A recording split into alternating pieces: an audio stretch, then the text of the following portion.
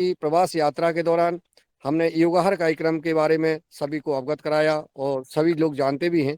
और आदरणीय कल्पना खोटले जी ने जो पुरुषार्थ किया है, चूंकि सर्विस सब कोई करते हैं, अपना व्यापार करते हैं, धंधा करते हैं, उसके साथ साथ हमें समाज सेवा का काम भी कुछ करना चाहिए। ये सबका कर्तव्य बनता है। मैं तो कहता हूँ अगर 6 दिन जो है आप अपना वर्क कर रहे हैं तो एक दिन समाज सेवा के लिए, गौ सेवा के लिए, राष्ट्र सेवा के लिए अवश्य दें। ऐसा देने से हमारे आत्म में संतोष मिलता है। तो इसी दौर में मैं आदरणीय कल्पना खोटले जी को ज्यादा समय न लेते हुए मैं आमंत्रित कर रहा हूं कि वो आए और सदन को संबोधित करने का कष्ट करें। आदरणीय कल्पना खोटले जी अपने अनुभव शेयर करें। सदन को कोटि कोटि नमन।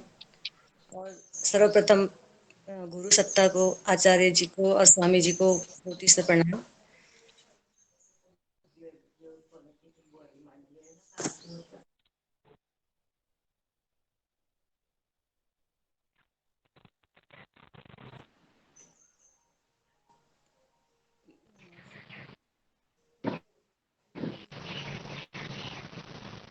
सदन में सारे विद्वत लोग हैं और मैं प्रथमता लोगों से बात कर रही हूँ। यार मैं बैटरी देखो कितनी लो हो गई, 28%। मॉर्निंग में लगा जब आप उठते हो ना तब उसको चार्ज पे लगा लिया था। जब दोपहर के समय जब शिविर हुआ था पूर्णकालिक सेवक के लिए, स्वामी जी ने जब बुलाया था उस शिविर में मैं गई थी, तभी मुझे मेरे मन में एक कल्पना आई थी कि मैं वहां पे बोला गया था कि आप सभी लोग कोई मतलब क्षेत्र चुन लीजिए। तो मेरा क्षेत्र तो शिक्षा से है। तो मैंने बोला कि जहां जहां जाऊंगी मैं तो शिक्षा के, योग के लिए तो मैं प्रचार प्रसार करूंगी ही। और योग तो मैं करती भी हूँ और कराती भी हूँ। तो मैं योग तो वो तो मेरे रग रग में है, मेरे जीवन दिनचर्या में है। लेकिन कृषि के लिए मेरी जो पीड़ा थी तो मैंने कृषि का लिया, भाग लिया और पवन सर से मिले वहां पे। और जब वो 5-6 दिन तक के हमारी क्लासेस चलती रही, आदरणीय पवन सर के साथ में हमारी मतलब चर्चाएं होती रही। उन्होंने ट्रेनिंग ट्रेनिंग भी दिया वहां पे। फिर उन्होंने एक मतलब बोला कि आज जाने के बाद आप लोग मतलब कार्य करेंगे। तो योग क्लास मैं लेते रही लोगों के। मेरा योग क्लास लेने का मतलब तरीका ये है कि लोग तो हमारे पास नहीं आते, तो जहां जहां आवश्यकता रहती थी वहां वहां कॉलोनीज में जाती थी, उनके छत में, उनके घर में 10-15 लोगों के बीच में योग कराती थी और उनको आयुर्वेद का और शिक्षा के प्रति जागरूक और कृषि के प्रति भी जागरूक करती थी। लेकिन वो जो गौशाला के लिए मेरे मन में जो एक छोटा सा विचार चल रहा था, तो एक दिन मैंने भैया जी को फोन किया कि भैया जी हमारे मतलब मैं जहाँ रहती हूँ वहाँ पे गौशाला है और वहाँ पे उसकी हालत अच्छी नहीं, क्योंकि वो दान की गौशाला है, दान की मतलब दी हुई गाय है। तो जो बूढ़ी हो जाती है वैसी गाय है, जो दूध नहीं देती है ऐसी गाय है। और उनका चारा का भी कोई मतलब जगह तो थी मंदिर में, गायत्री मंदिर है यहाँ पे, वहां पे गौशाला है छोटी सी खोले लोगों ने। और वहां पे चारा का कोई वो नहीं था, हरा चारा नहीं दिया जाता था, बस पैरा दिया जाता था। और जगह भी थी तो उसका उपयोग कैसे करे, उसको संपन्न कैसे बनाए, दयनीय स्थिति थी। तो बस उसी के लिए भैया जी को बुलाया था, मुन्नीलाल भैया जी को। तो उन्होंने हाँ बोला, लेकिन उसके साथ साथ उन्होंने बोला कि हम जब आ ही रहे हैं तो हम एक गौशाला को क्यों देखें, आप और भी मतलब जिले के हर तहसील के एक एक गौशाला देखिए आप, उनका नाम मतलब आप डिसाइड करें कि कहाँ कहाँ जाना है और कुछ कृषक लोग जुड़ जाएंगे, इस प्रकार से बोला। तो उसी प्रेरणा को लेके मैंने पूरा सर्च किया, तो फिर पता चला। और मैं कुछ गौशाला में जाती भी रही हूँ, मेरे फील्ड वर्क है मेरा, तो मैं जॉब के साथ साथ तो गौशालाओं में जाती रही हूँ और गौशालाओं में उनको बताती रही कि ये गौशाला का जो गोबर है उसको बस आप मतलब एक गड्ढे में न डाल के उसको वर्मी कंपोस्ट कैसे किया जाए, उसको कैसे कन्वर्ट किया जाए, खेत में कैसे ले जाया जाए, और बहुत सारी चीजें उनको बोलती रही। तो इसी परिप्रेक्ष्य में चंदना का भी मतलब एक पता चला।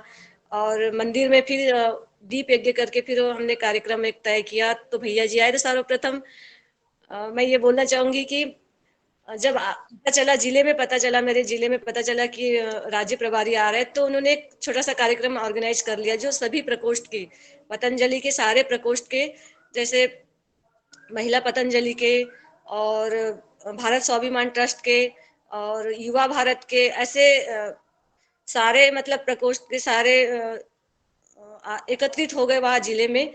और जब हम 4 बजे 5 बजे जब लेने गए गोंदिया, भाई जी निकले थे, कल दोपहर को ही निकले थे 3 तारीख को। तो 4 तारीख को जब सुबह पहुंचे तो हम लेने गए थे 5 बजे। फिर भैया जी के साथ हम लोग सीधा जिले में गए, जहाँ पे योग क्लास ले रही थी महिला पतंजलि की दीदी, हमारी दीदी अनुसया दीदी क्लास ले रही थी, और सारे लोग, सारे युवा भारत के भी वहाँ पे जमा थे। तो योग क्लास, योग कक्षा चली वहाँ पे 7:30 बजे तक। उसके बाद में फिर सारे एक छोटी सी मीटिंग ऑर्गेनाइज हुई। तो बहुत अच्छा लगा, मतलब इतना अच्छा लगा कि दिव्यता, एक दिव्यता थी। सारे सारे मतलब विभाग के, पतंजलि के, युवा भारत के, भारत स्वाभिमान के, महिला पतंजलि के सारे लोग वहां पे थे। और एक स्वागत हुआ मुन्नीलाल भैया जी का, और उन्होंने चर्चा किया कि मतलब क्या करना चाहिए, क्या स्थिति, वर्तमान स्थिति क्या है, स्वामी जी की क्या मतलब अभी कार्यक्रम चल रहे हैं, और आगे हमको कैसे बढ़ाना है कृषि के लिए, और हर क्षेत्र में आगे कैसे बढ़ाना है हमको। बस यही चर्चा चली। उसके बाद फिर बहुत सारे ऑफर्स आ रहे कि हमको यहाँ भी जाना है, वहां भी जाना है, सारे लोगों ने बोला। तो वहां पे पास में ही 10-15 किलोमीटर दूरी पे ही वारासिनी ब्लॉक में दीनी दीनी में गौशाला, वहां पे अमृत गौशाला है। तो वहां पे ले जाया गया, और उस अमृत गौशाला में जो देखा हमने, तो एक दिव्यता और भव्यता थी गौशाला में, कि एक छोटी सी गौशाला में किस प्रकार से हम उसको संपन्न किया जाए। तो वहां पे गोधन अर्क जो बनाया जाता है, तो इतना अच्छा लगा। गोधन अर्क बना किस प्रकार से छोटे सी जगह में गोधन अर्क एक नए सिस्टम के साथ में बनाया गया था। और वो गोधन अर्क में जैसे जिसको जो प्रॉब्लम है, उस प्रॉब्लम की मतलब जैसे गिलोय डाल के, नीम डाल के, बेलपत्र डाल के, अलग अलग इसेंस के माध्यम से वो मतलब गोधन अर्क बनाया गया था, और वो विदेश में भी वो भेजने वाले थे। तो उसके, और इसमें स्मेल नहीं थी, मेन चीज तो उसमें स्मेल नहीं थी। और उसमें जो स्मेल भी थी तो उसकी थी, जो जड़ी बूटी की स्मेल थी, गिलोय की थी, नीम की थी, अलग अलग उसमें जड़ी बूटी डाल के जो बनाई गई थी वो थी। और बहुत अच्छा था वो, तो मतलब पीने के लिए भी हमने सभी ने उसको मतलब टेस्ट भी किया, पिया भी वहां पे। तो ये तो था। और एफपीओ के जो मैं आप सभी लोगों को आपको ये बताना चाहूंगी कि मैं 2-3 महीने से जुड़ी हूँ मैं योगाहार कार्यक्रम से, पतंजलि से आने के बाद से। लेकिन मैं बस एक शिष्य के रूप में मैं सुनती रही आप लोगों से, क्योंकि मुझे तो ज्यादा अनुभव कुछ भी नहीं है, क्या नगण्य सा अनुभव है। तो मैं आप लोग को सुनती रही। सारे लोग एकदम विद्वत है, और सारों के पास बहुत सारा अनुभव है, लेकिन मेरे पास तो कुछ अनुभव नहीं था, तो बस मैं सीखती रही। तो बस उसी का जो आप लोगों ने जो बोलते रहे, उसी का मैं थोड़ा थोड़ा किसानों को बताते रहती हूँ, जो जहां भी मिलते रहते हैं। और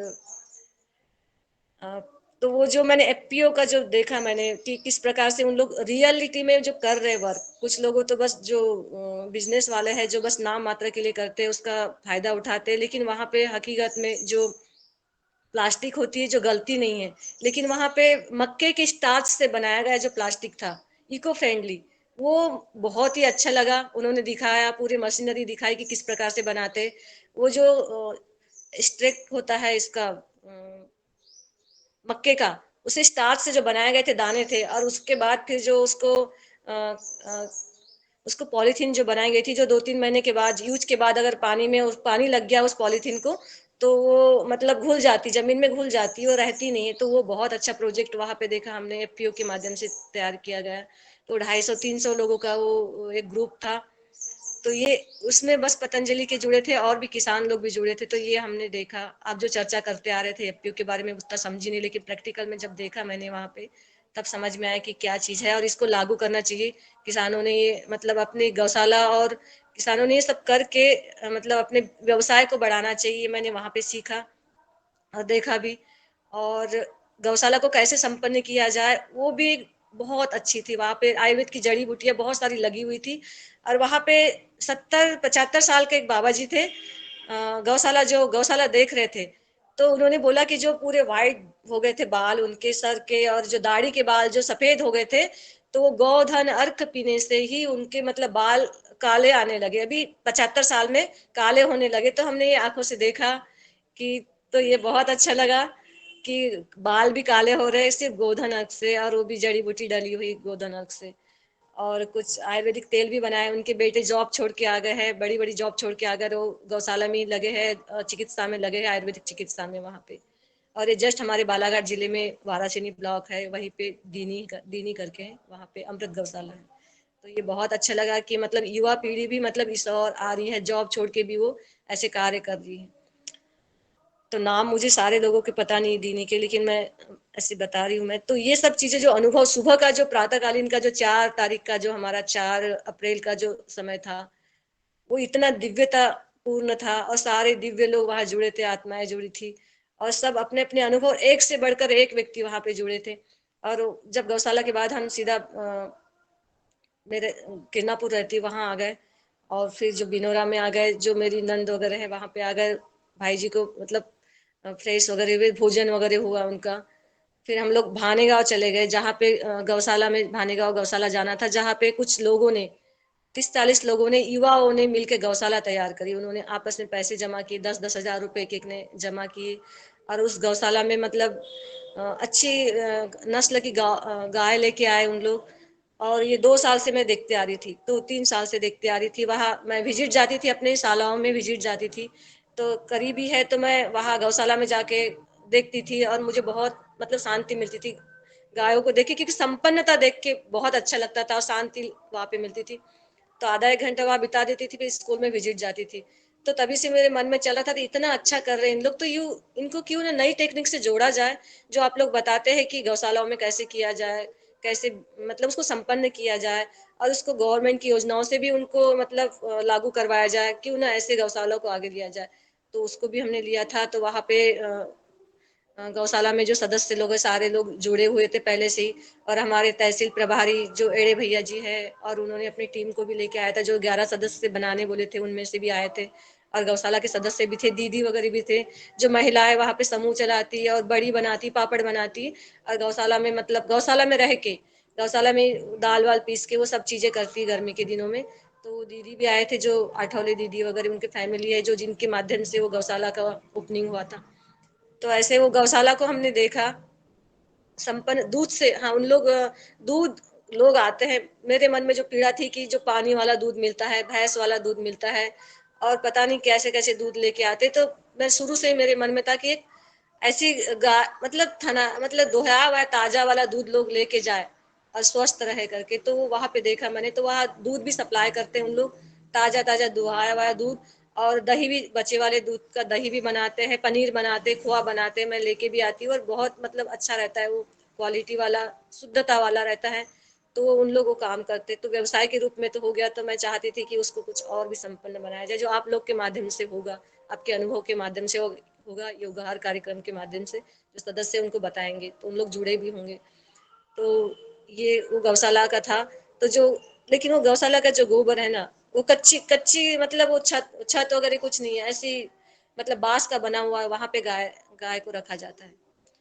तो वो गौशाला में, लेकिन गोबर वो पूरा बहुत सारा गोबर निकलता है, तो ऐसे ही एक गड्ढा करके वो डाल देते हैं। तो वही था कि कैसे उसको मतलब कन्वर्ट किया जाए, कृषि के लिए कैसा यूज किया जाए उसका, तो वो भी बताने था। तो मुन्नी भाईजान भाई साहब को बहुत सारा अनुभव था, तो उनकी चीजें सुनी उन्होंने, मुन्नीलाल भाई साहब की चीजें सुनी उन्होंने, इतने अच्छे से सुन रहे थे जैसे कोई संत हो। फिर मैंने वहां रोक के बोला कि आप लोग क्वेश्चन करिए, आपके जो प्रॉब्लम्स आ रही है आप बताइए, पूछिए उनको, क्योंकि वो दिखने में तो सीधे साधे है, लेकिन उनको पूरे राष्ट्रीय स्तर का जो योगार कार्यक्रम चलता है ना, तो उस कार्यक्रम में वो मतलब वो सबको मतलब टेकल करते हैं, उनको बहुत सारा अनुभव है। तो फिर पूछा, कुछ लोगों ने उनको क्वेश्चन पूछे कि कैसे किया जाए, क्या किया जाए।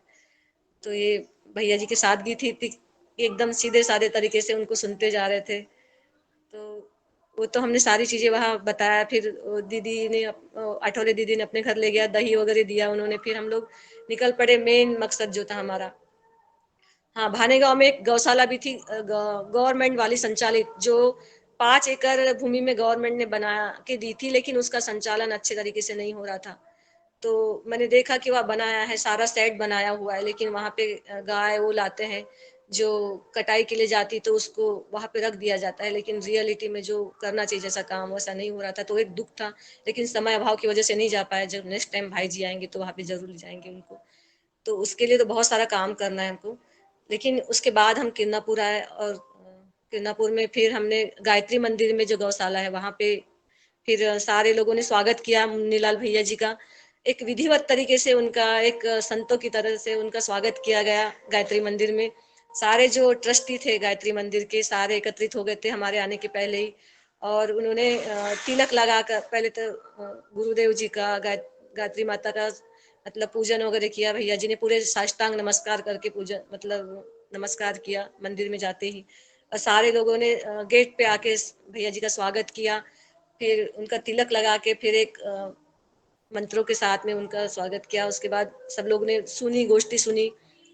तो ये बहुत ही अच्छा लगा कि एक गायत्री अपने परिवार ने पतंजलि के इतना विश्व स्तर के वहां से जो आए हैं, उन्होंने संदेश क्या लेके आए, उन्होंने बहुत अच्छे से सुना कि हम ये गौशाला के बारे में, उनकी स्थिति, वर्तमान की स्थिति क्या है, कैसे उन गौशाला कैसे संचालित होती है, भैया जी ने ये सुना। और उसको कैसे मतलब हमको सुदृढ़ कैसे बनाया जाए, उस गौशाला को कैसे कन्वर्ट किया जाए, अच्छे मतलब स्वस्थ कैसे बनाया जाए। और तो उसके लिए उन्होंने हमने सुबह जो अनुभव लिया था ना गौशाला का, वही अनुभव बहुत सारा शेयर किया, और भैया जी ने भी बहुत सारी चीजें बताई। और जो लोगों के मतलब वो मैं जहाँ रहती वहाँ के लोगों का कैसा योगदान होना चाहिए, बिना लोगों के योगदान से नहीं होगा, ये भी हमने सीखा वहाँ पे और बताया, भैया जी ने बताया। और फिर शाम को दीप यज्ञ हुआ। दीप यज्ञ में भी भैया जी को एक पुस्तक देके गुरुदेव की उनका स्वागत किया गया। सभी लोगों को वहाँ 200-250 लोग जमा हुए थे शाम के समय। सारे लोगों को बताया गया कि पतंजलि के मतलब पतंजलि के आयुर्वेद से कैसे जुड़ा जाए, योग से कैसे जुड़ा जाए। योग भैया जी ने बताया कि योग करके हम कैसे स्वस्थ रहेंगे, अगर स्वस्थ रहेंगे तो कार्य कर पाएंगे, नहीं तो कुछ भी नहीं कर पाएंगे। तो सबसे पहली प्राथमिकता हमारा योग है, स्वस्थ रहना है, क्योंकि हम स्वस्थ रहेंगे तो सारे काम कर पाएंगे। तो उसके लिए भैया जी ने बताया। और कृषि को हम कैसे मतलब थोड़ा थोड़ा कृषि करके हम कैसे कृषि में हम प्राकृतिक खेती कैसे करें, है ना। हम जो भूल गए, जो चीजें भूल गए, वो निसर्ग की ओर कैसे लौट के आए। और हम जो जहर खा रहे हैं वो चीजें उन्होंने बताई, और मैंने भी थोड़ा सा बताया। लेकिन भैया जी को जो बताया तो भैया जी ने बताया कि हम जो अनाज जो पका रहे हैं, कितना मतलब ज्यादा अनाज पकाने के लिए हम जहर डालते जा रहे हैं, वही जहर हम अपने परिवार को थाली में परोसते जा रहे हैं इनडायरेक्टली। और वो जो बीमारियां इतनी सारी आ रही है, तो हमको लौटना होगा कृषि की ओर, लौटना होगा। ये चीजें बताई भैया जी ने। और योग, आयुर्वेद और कृषि, प्राकृतिक कृषि और शिक्षा। अभी जो शिक्षा पद्धति है ना हमारा, जो अभी वर्तमान, अभी तो बहुत अच्छा वर्तमान चल रहा है हमारा, और हम आश्वस्त है कि इतना सब कुछ अच्छा चल रहा है, पतंजलि के माध्यम से चल रहा है अभी जो भी हो रहा है। और हमारे देश में जो राजनीतिक परिस्थितियां चल रही है, उससे भी हमको एकदम रिलैक्सनेस है कि हम बहुत अच्छा मतलब हो रहा है जो भी हो रहा है। तो शिक्षा बहुत महत्वपूर्ण है। अगर हमको शिक्षा, क्योंकि हमारी शिक्षा तो नौकर बनाने की शिक्षा बन गई थी ना, और हमको ना खाने का, जीने का कुछ भी तरीका हमको पता नहीं था, और हम बहुत पीड़ित थे। हम मैं खुद भी पीड़ित थी कि मतलब ये कैसी शिक्षा दी जा रही है कि हमको उठना बैठना, खाना, जीना, सोचना कुछ भी नहीं आ रहा है। तो ये जो कुछ होगा शिक्षा के माध्यम से होगा। तो जो पतंजलि ने मतलब भारतीय शिक्षा बोर्ड जो अभी सिंह, आदरणीय सिंह साहब के माध्यम से और आचार्य और स्वामी जी के माध्यम से जो भारतीय शिक्षा बोर्ड ओपनिंग किया है, उसके बारे में बताया। और हम शिक्षा अगर रहेगी हमको, तो हम जीना सीखेंगे, सोचना, उठना, बैठना, खाना पीना सब सब ये सही हो जाएगा। तो शिक्षा के लिए भी हम बताते हैं, और भैया जी ने भी बताया कि कैसे मतलब शिक्षा से हम लोग अपने जीवन को कैसे बदल सकते हैं। तो फिर ये शाम तक कार्यक्रम चला, रात तक के चलता रहा, और उस दिन इतना व्यस्तता रही, और इतने सब लोग बोलते रहे कि हमारे यहाँ आइए, हमारे गौशाला आइए, हमारे साइड में आइए। लेकिन इतनी व्यस्तता रही वहाँ पे कि जो दूसरे दिन का जो कार्यक्रम था, योग का कार्यक्रम, वो लोगों को बता भी नहीं पाए। तो रात तक 10 बजे तक हम लोग का कार्यक्रम चलता रहा। हम लोग आए, फिर मेरी नंद के यहाँ पूरा बगीचा लगा हुआ है, उनके यहाँ भैया जी का हमने मतलब रुकने का स्थान रखा था। तो वहाँ पे मेरे नंदोई भाई साहब है, और मेरी दीदी है, ननद दीदी है, उन्होंने इतना अच्छे से स्वागत किया। उनका भोजन वगैरह, भोजन तो मंदिर में हो गया था, क्योंकि वहाँ पे दीप यज्ञ होता है महा के 1 तारीख को, लेकिन 4 तारीख को रखा गया था उस दिन। तो भोजन का सारे लोगों को भोजन भी हुआ वहाँ पे गायत्री मंदिर। उसके बाद दीदी के आए बिनोरा में। और फिर दूसरे दिन सुबह जो बगीचा वगैरह दिखाया गया भैया को, तो वहाँ पे केला, पपीता, काजू, बादाम और चंदन का बगीचा, ये सारा सारे बगीचे हैं पूरे मतलब फलों के। तो दिखाया गया भैया जी को, तो भैया जी भी बहुत इम्प्रेसिव हुआ। और वो बीच बीच में जगह में सब्जियों को लगाया गया, बरबट्टी और लौकी और भाजिया वगैरह लगाई गई, तो देखा उन्होंने। तो वो भैया भी प्रसन्न हुए, पकी हुई केला ताजी उन्होंने लेके आई, पेड़ की पकी हुई केला के, और खाई उन्होंने। और उसके बाद हमारा दौर चला दूसरे दिन का चंदना का, जो हमको जाना था दूसरे दिन, बहुत दूर जाना था, शायद 100-150 किलोमीटर हमको दूसरे ब्लॉक में जाना था, परसवाड़ा ब्लॉक में, वहां से और भी दूर 20-25 किलोमीटर दूर। मतलब उस दिन का सफर और जंगलों से पहाड़ियों से होते हुए जाना था। तो बस हमने यही की दीदी किया कि 4 व्हीलर से हम लोग सीधा चले गए चंदना, जो वहां पे उन लोग इंतजार कर रहे थे। तो हमारा 11 बजे का प्रोग्राम था, लेकिन वैसे भी लेट हो गए थे क्योंकि इधर कृषि का भैया ने देख लिया था। तो और हाँ, मैंने वो तो भूल गई कि सुबह हमने योग किया, भैया जी ने योग क्लास ली यहाँ पे 5 तारीख को सुबह। तो रात को तो नहीं बता पाए थे, सुबह दीदी जाके बुला के लाई, तो बस 15-20 लोग थे वहाँ पे, योग किया। भैया जी ने वो चीजें भी कृषक को बताई कि हम कैसे कृषि में हम कैसे थोड़ा थोड़ा खेती करके हम अपने लिए तो मतलब अनाज उगाए, कम से कम शुरुआत तो करें। शुरू में 1-2 साल में नहीं होगा फायदा, लेकिन होगा उसका। लेकिन और सबसे पहले की जांच करनी है हमको, अपने मिट्टी की जांच करनी है, उसके बाद फिर हमको क्या कमी है उसको कंप्लीट करना है। और यहाँ पे बड़गांव में मैं जहाँ रहती हूँ वहां से 1 किलोमीटर 1.5 किलोमीटर दूरी पे कृषि केंद्र है, बड़गांव कृषि केंद्र है। वहाँ पे वैज्ञानिक लोग आते हैं, रिसर्च करते हैं। तो वहां से भी मतलब जाके सैंपल करना है, मतलब मिट्टी परीक्षण करना है, ये भी मतलब बताया गया। फिर सुबह योग क्लास हुई, उसके बाद फिर बगीचा घुमाया गया भैया को। उसके बाद हम लोग लगभग 10 बजे निकले यहाँ से, तो हम लोग 12:30 बजे 12-1 बजे तक 12 बजे तक पहुंचे हम लोग चंदना। वहां पे सारे लोग इंतजार कर रहे थे गौशाला वाले। वहां पे गौशाला का नाम है श्री कृष्ण गौशाला चंदना की। तो उस माटी में जाते साथ हमको इतनी चंदन जैसे नाम है ना, वैसे ही शीतलता वहां पे प्रदान हुई। और हमारा खुशी का ठिकाना नहीं रहा कि इतने दिव्य लोग भी हो सकते हैं। तो अभी मतलब हम जैसे सोचते ना कि बहुत सारे बुरे लोग होते हैं, ऐसे नहीं, बहुत सारे अच्छे लोग भी होते हैं। तो वहां हमने आंखों से देखा कि सभी लोग इंतजार कर रहे थे। और हम लोग पहले से कोई व्यक्ति परिचित नहीं था। जब मेरे किरनापुर के सारे परिचित के थे, मेरे योग मित्र बोलती हूँ मैं। यहाँ तो जो कार्यक्रम हुआ सारे मेरी मित्रता थी यहाँ पे, क्योंकि मैं योग सिखाती हूँ तो सारे मित्र बन गए, योग मित्र। मैं योगा फ्रेंड बोलती सबको, योग फ्रेंड। तो वो तो सारे जुड़े थे, लेकिन चंदना में बस फोन करके गए थे हम लोग। तो वहां पे सारे लोग स्वागत के लिए तैयार थे, भोजन बना के तैयार थे। हम लोग भोजन करके तो नहीं गए थे, तो वहां पे भोजन कराया गया। चंदना में जो ट्रस्टी है वहां पे दीदी, वो दीदी के यहाँ भोजन बनाया गया। तो सारे लोग वहां पे जो जुड़े हुए थे, लेकिन वहां पे ऐसे लोग जुड़े हुए थे कि आरएसएस के लोग जुड़े हुए थे, गायत्री शक्तिपीठ के जुड़े थे, और पतंजलि के और भारत स्वाभिमान से जुड़े हुए लोग जुड़े थे। और वहां पे बताया गया हमको कि जब भारत स्वाभिमान ट्रस्ट का जब मतलब स्वामी जी ने बताया गया था कुछ 10-15 साल पहले, तो वहां पे सारे लोग, सबसे ज्यादा मतलब लोग जुड़े थे चंदना गांव से। तो ये बहुत बड़ी बात थी। वहां पे तो सारे लोग एक मतलब मैसेज डाला था उनके ग्रुप में, तो मतलब बिना कॉलिंग किए उन लोग आ गए थे। फिर वहां से 1-1.5 किलोमीटर दूर है चंदना से गौशाला, वहां पे ले जाया गया भोजन के बाद, स्वागत के बाद। तो जो गौशाला ले जाया गया, और जो वहां पे जो शीतलता, हमने अपने फोटोग्राफ्स भी देखे होंगे। वहां पे सारे लोग, हम लोग गौशाला में बैठे, और वो जो चेहरे पे जो उनके नूर था, जो चमक थी, एक आत्मविश्वास था। और भैया जी की बातें सारे लोग इतने अच्छे से सुन रहे थे, जैसे कोई बहुत बड़े योगी आए हो, संत आए हो। और सारे लोग, भैया जी तो है योगी है ही, तभी तो इतना बड़ा कार्य संभाल रहे। तो सारे लोग वहां पे सुन रहे थे।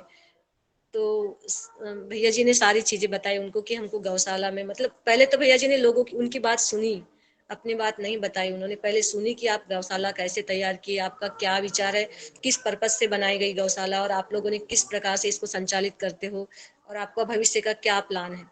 ये गौशाला उनके सभी लोगों को मतलब पूछा गया। फिर उन्होंने बताई अपनी बातें, बहुत सादगी के साथ बताई कि हमने मतलब क्या पर्पज से मतलब गौशाला बनाई, ऐसे विचार आया। एक पंडित जी है जो, उनको गाय दी जाती दान पे, पंडित जी वहाँ पे चंदना में। कोई शिक्षक है, उन्होंने ऐसे, उनके पंडित जी के मन में आया कि मुझे तो गाय दान में दी जाती है दक्षिणा के रूप में, तो उस गाय का मैं घर में क्या करूंगा, क्यों ना गौशाला में उसको तब्दील किया जाए। फिर उन्होंने अपना विचार रखा, शिक्षक लोग आए वहाँ पे, अमूल्य सर करके हैं, फिर उन्होंने आपस में फिर बातचीत करी। तो ऐसे वो चलता गया, कारवा चलता गया, और फिर एक दिन निश्चित हुआ उनका कि हाँ गौशाला। तो अभी शायद 1 आध साल से उन्होंने गौशाला का संचालन किया है। और इतने 18 एकड़ जमीन उनको, उनके काम को देखते हुए 18 एकड़ ग्राम पंचायत से उनको दी गई।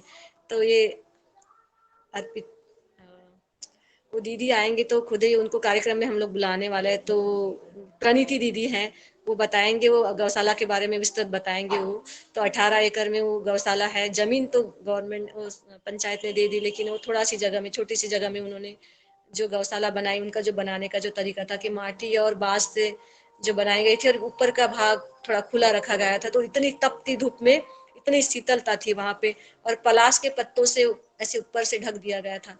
और उस गौशाला में जो अपनी गौरैया होती, जो यहाँ पे लुप्त हो गई है, हमारे एरिया में तो, शहरी एरिया में तो दिखती ही नहीं, तो वो दिख रही थी वहां पे।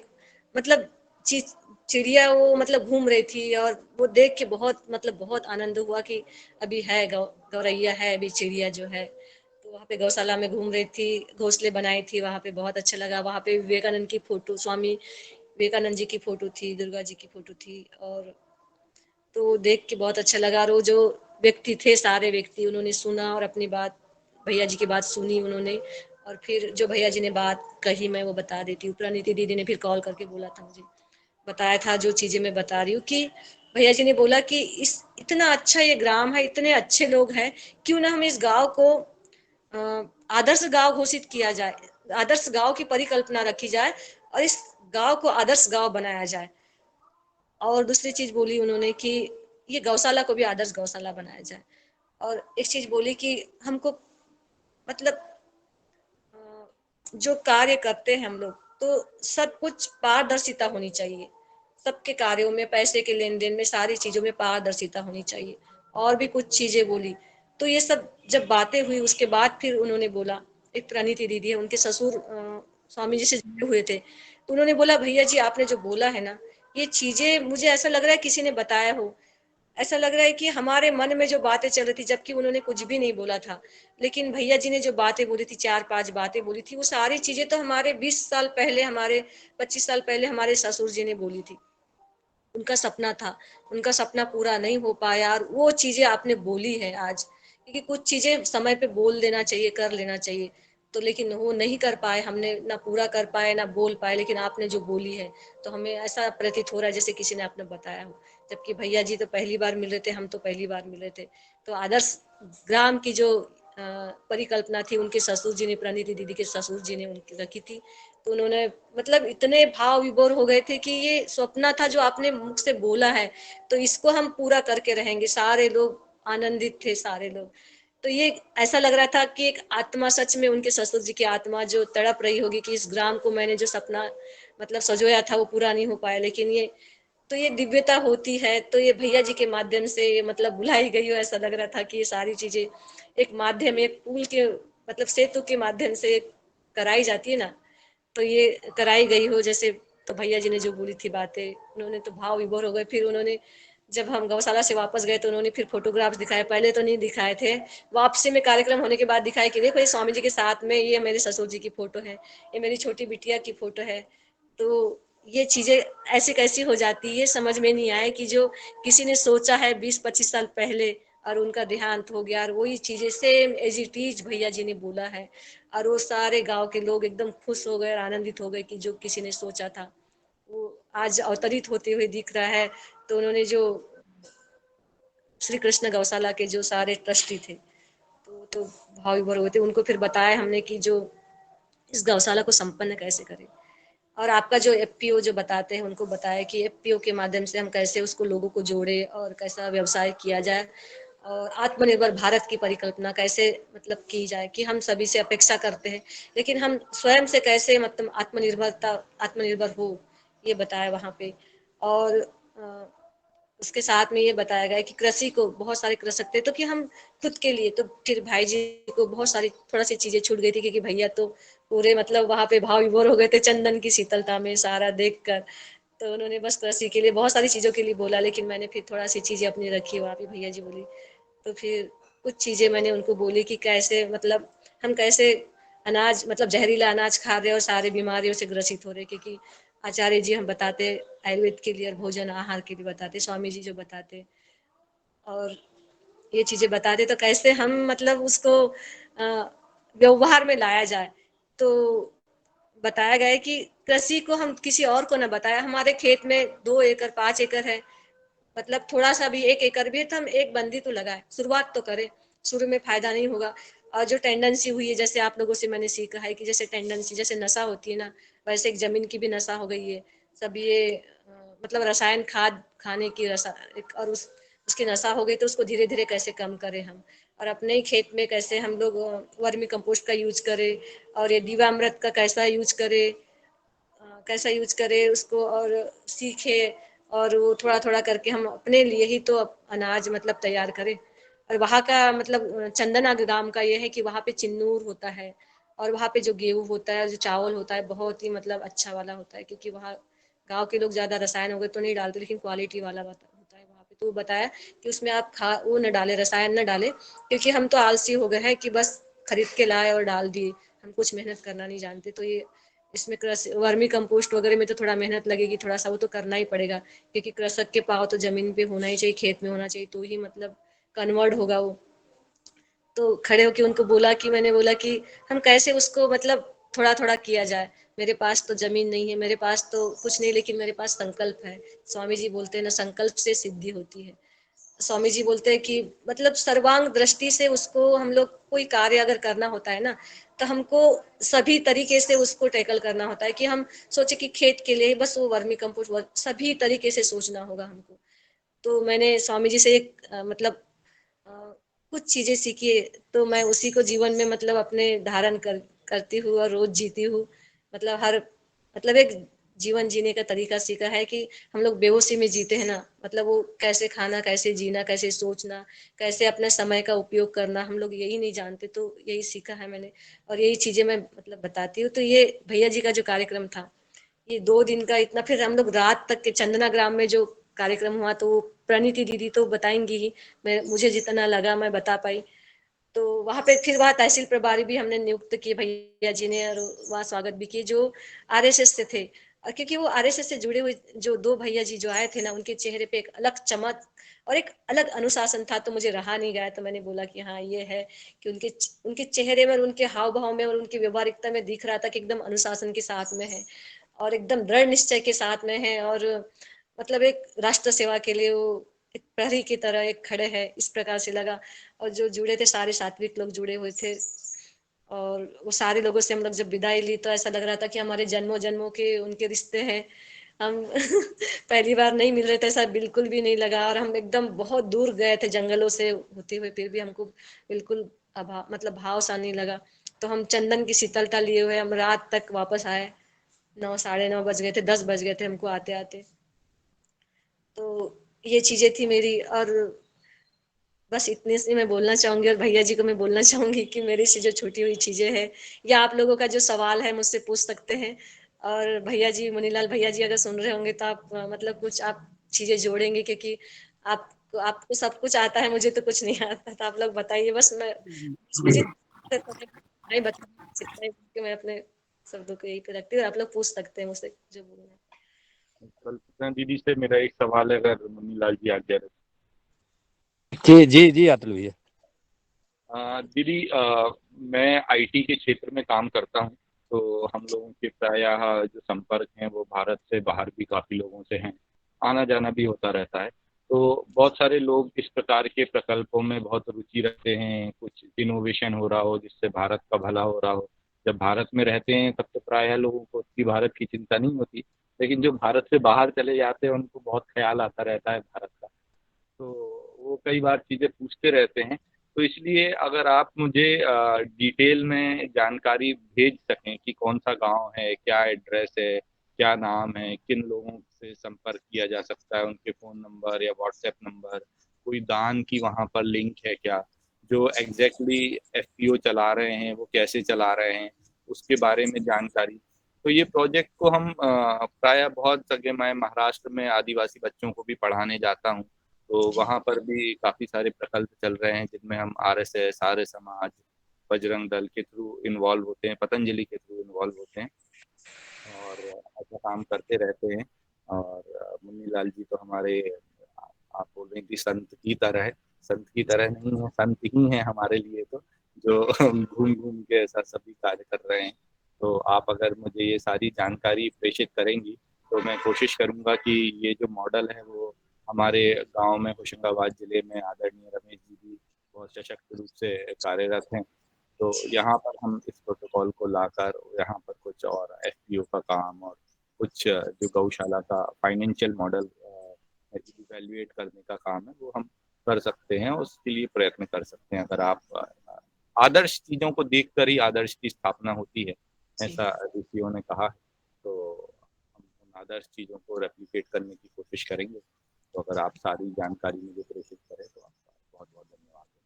जी जी मैं जी बिल्कुल हम बताएंगे अतुल भैया जी। जी मेरा नाम अतुल भोंडेले है। मैं नर्मदापुरम होशंगाबाद का मूल निवासी हूँ। वैसे एक आईटी कंपनी में पुणे में काम करता हूँ, तो जी वहाँ रहता हूँ। तो महाराष्ट्र और मध्य प्रदेश को दोनों को जोड़े हुए रखे हुए हैं, हम हाथ से हाथ मिला के चलते हैं। ऐसा विचार है। बोलता है मैं भी, जी मायका मेरा महाराष्ट्र का है, ससुराल मेरा यूपी का है, तो गोंदिया जिले से भी। जी जी अजय आदरणीय अतुल भोंडेले जी ने भी हम सबका विजिट कराया था। रमेशन मेहरा जी साथ में थे और हम लोग जब इनके गांव गए, गांव में आपका गांव का मकान देखा, वहाँ किसानों से मिलवाया आदरणीय अतुल जी ने। जैसा कि तो ये अतुल जी जो मॉडल गौशाला की बात कर रहे हैं, और जो अपनी दीनी की जो बहन जी अपन ने दीनी में जो अमृत गौशाला देखी थी, उसमें ये अपन उनको इस माध्यम से विदेश में जो गोधन अर्क जो उन्होंने पैक करके रखा था, भेजने जी का काम किया है, वो अपन इनको बता सकते हैं। और एक दिन अतुल जी का और उनके जो अपने अमृत जी हैं, जो बुजुर्ग दादा थे वो, जिनके बाल काले होने लगे हैं, और उसमें जो गौशाला एक कैसे चला सकते हैं। पूरे देश में गौशालाओं की स्थिति बहुत खराब है। जी इस विषय में लेकर अपन ने जो चिंता की थी, तो वो आप सबसे पहली बात कि आप जो है हरिद्वार पधारी, पतंजलि पीठ में पधारी, और वहाँ से हमारे जो हम कहते हैं कुशल नेतृत्व और सफल मार्गदर्शन अगर किसी व्यक्ति को मिलता है तो वो व्यक्ति सफल हो जाता है। और आप हमारे कुशल मार्गदर्शक हैं आदरणीय पवन कुमार जी, और परम पूज्य स्वामी जी और परम सिद्ध आचार्य जी का तो जो विश्व में जो हम जिन्हें भगवान के रूप में मानते हैं, वो जब उनका जो अभियान है कि हमें सेवा वर्ती भाई बहन जो सेवा से निवृत्त हो गए हैं, या जिनको कोई विशेष काम नहीं है, या मन में राष्ट्र के लिए कुछ करने की है, अभी तो आप अपना कर्तव्य भी कर रही हैं, इसके बावजूद भी आप राष्ट्र सेवा के लिए गई, और वहाँ पे आपने 10 दिन का परम पूज्य स्वामी जी सिद्धि आचार्य जी का और हमारे पवन जी के साथ जो प्रशिक्षण प्राप्त किया, उसको आपने हरा भरा कर दिया आकर के घर। कई लोग घर आके बैठ जाते हैं, लेकिन आप नहीं बैठी, और आपने आपको नंबर आदरणीय पवन सर जी ने मेरा दिया होगा, क्योंकि मैं तो आपको नहीं जानता था।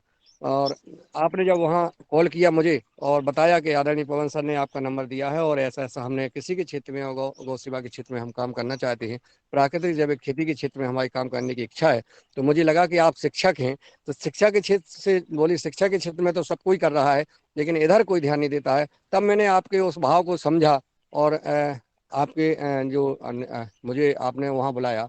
दीनी जो अमृत गौशाला में हमने आपने देखा कि वहाँ पे गोधन अर्क निकालते हैं, वो गोधन अर्क जो है भाप से निकाल बनाते हैं, और वहाँ उसमें जड़ी बूटी डालते हैं। जितनी कितनी प्रकार की वहाँ औषधि है वहाँ वो लगाए हैं, और उनका जो जिसको जिस प्रकार की बीमारी है, किस बीमारी में कौन सी औषधि काम करती है, वो उस गोधन अर्क के साथ उस जड़ी बूटी का रस उसमें समाहित करते हैं, वो पिलाते हैं। उससे लगे हाथ 100% आराम मिलता है। वहाँ लोग जा भी रहे हैं, और यहाँ तक कि वहाँ विदेश से भी लोग जाते हैं और अपना इलाज कराने। तो एक जो नया तरीका जो देखने को मिला है, सदन को मैं बताना चाहता हूँ, ये योगाहार कार्यक्रम का जो है जो तार जो देश भर में फैल रहे हैं, ये जैसे आदरणीय कल्पना खोटले जी बहन जी ने अगर दीनी गौशाला का प्रवास नहीं कराया होता, तो आज ये बात इस मंच पे नहीं आती। और ये जब बात मंच पे आ रही है कि गोधन अर्क के साथ औषधि है, औषधि का जो है जो हमारा रस है, उसको गोधन अर्क के साथ पीने से कितने जल्दी आराम मिलता है, क्योंकि गोधन अर्क ही एक अलग अमृत है। सारे बीमारियों का इलाज गोधन अर्क में है, और उसके साथ साथ अगर हमने उस जड़ी बूटी का भी अगर हमने प्रयोग कर दिया, तो फिर इससे और क्या हो सकता है। यह बहुत बड़ी बात है। तो और जो वहाँ अपन ने जो गायें देखी, उन गाय की बढ़िया स्थिति थी, उनका संचालन अच्छा हो रहा, क्योंकि वहाँ आय हो रही है। आय जब होती है, जब हम अपना गोधन अर्क बना के हम जो है बेच रहे हैं, दे रहे हैं, तो गाय सेवा हो रही है। तो सभी गौशालाओं के लिए एक ये प्रेरणा है, दीनी गौशाला, अमृत गौशाला दीनी गांव की। तो ये इस पर अपन और चर्चा करेंगे, अभी सदन में हमारे भाई बहन सुन रहे हैं। दूसरा जो अपन ने किरणापुर नहीं भाने गांव की जो गौशाला देखी थी, वहाँ के जो सभी भाई जो लगातार वहाँ बगीचा लगाए हैं गौशाला संचालन के लिए, ये भी अपन ने प्रेरणा ली है कि हम सिर्फ गौशाला के लिए जैसे फलदार पौधे, औषधीय पौधे लगा करके जो जमीन वहाँ अगल बगल में होती है उसमें लगा करके उसकी जो आय होती है उससे भी गौशाला का संचालन किया जा सकता है।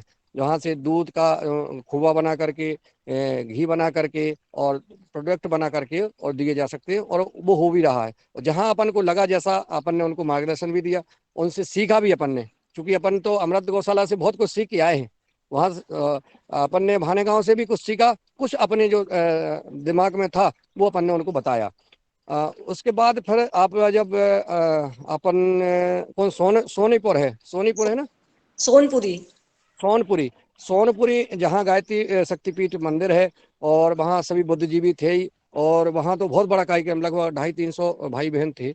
और वहाँ पे गौशाला की स्थिति खराब थी, जमीन भी है, लेकिन वहाँ जो समस्याएं थी वो अपन उन सभी सब के साथ बैठे और चर्चा की। और जब अपन ने वहाँ प्रस्ताव रखा कि जैसे ये प्रेरणा भी आपसे ही मिली है, नाम आप हमारा ले रही हैं, आपकी बेटी का जन्मदिन था, और वो जन्मदिन ना आपने केक काटा, ना आपने जो है मोमबत्ती बुझाई, आपने जो है गायत्री शक्तिपीठ में जाकर के और भंडारा किया, और वहां पे जो दीपक जलाए, दीप यज्ञ किया, और सभी से जो है इसको सबको प्रेरणा दी आपने। और इस प्रेरणा के साथ साथ जहाँ एक भाई का और भी जन्मदिन था, एक बेटे का, उसका देख लीजिए आप कि वो केक लेके वहां पहुंच गए। जब इसका अपन ने कहा भी, लेकिन उचित था कि थोड़ी अपन ने उनको हिदायत दे दी, आइंदा वो नहीं करेंगे कि मंदिर में जाके तुम केक काटो, फिर मतलब क्या हुआ।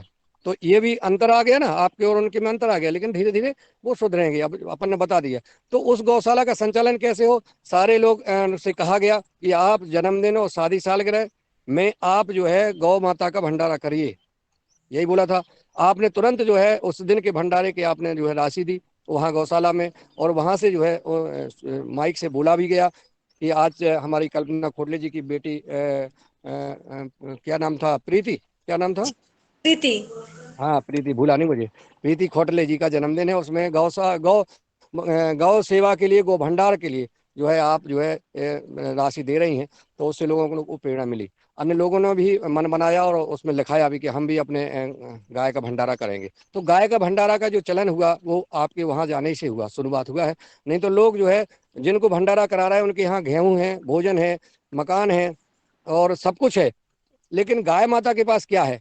गाय माता का हम हक ले रहे हैं, जो पेड़ की जो तना होता है वो गाय माता के हक का है, वो हम खा रहे हैं, तो हम क्यों ना गाय माता को भंडारा कराएं। और ये शुरुआत वहां से हुई। तीसरा, आपने जो चंदना वाली जो विजिट कराया, चंदना की तो बात ही अलग है, उसका तो कुछ वर्णन किया ही नहीं जा सकता है, बाकी पवित्र भूमि है। और वहां से जो हमारी पीड़िती बहन का जो हमने देखा, एक गांव की बहन में इतना जोश है, इतनी ऊर्जा है, तो जो हमारे भाई हैं, युवा हैं, उनमें तो क्या नहीं हो सकता है। उनका जो जोश और ऊर्जा देखी, राष्ट्र के प्रति समर्पण भाव देखे, उनका बोलचाल तरीका बिल्कुल बिना हिचक के, और जो नेतृत्व हमने देखा, हमने कहा भी था कि ऐसे ही जो है हमें जनप्रतिनिधि जो है समाज को चाहिए। परंतु स्वामी जी ने लहर में भी कहा यही कि हमें जो सनातन धर्म की रक्षा के लिए समर्पित रहें, गाय रक्षा के लिए समर्पित रहें, समाज सेवा के लिए समर्पित रहें, ऐसे जनप्रतिनिधियों को ही हमें बनाना है, हमें जनप्रतिनिधि अपना चुनना है। इसमें कहने में हमें कोई संकोच नहीं है। हमारे राष्ट्र की जो है चिंता जो करता हो, राष्ट्र भक्त हो, ऐसे व्यक्तियों को आगे लाना है।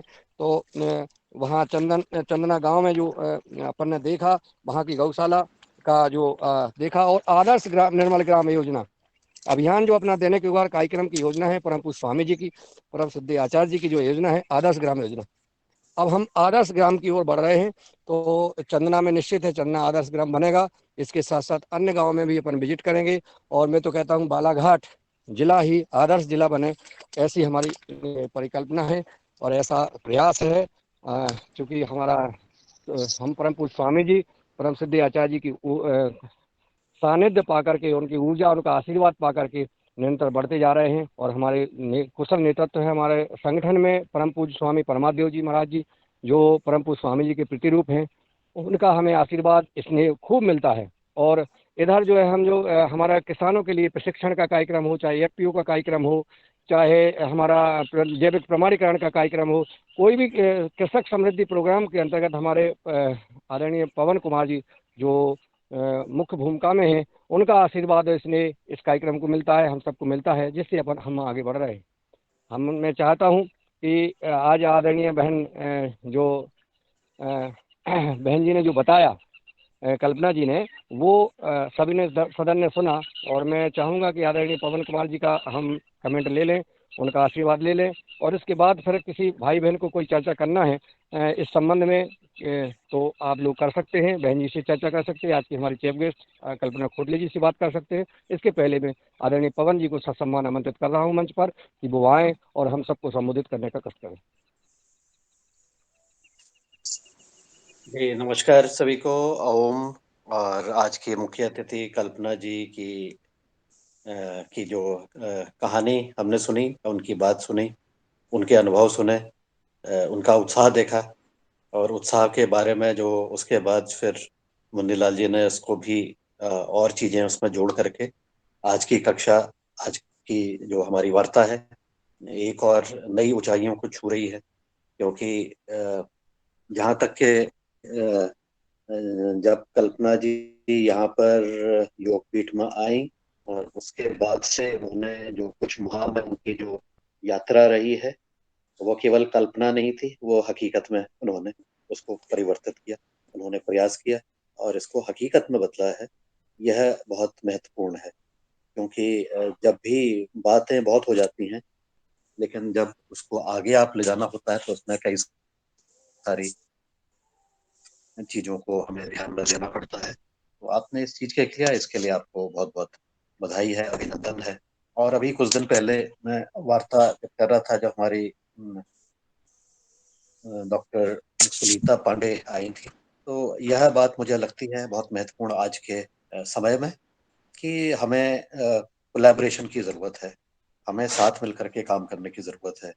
हमें अपनी सीमाओं के जो हमारी सीमा है, जिसको हम सोचते हैं कि हमारी सीमा है, उसको उसके आगे भी चल करके काम करने की जरूरत है।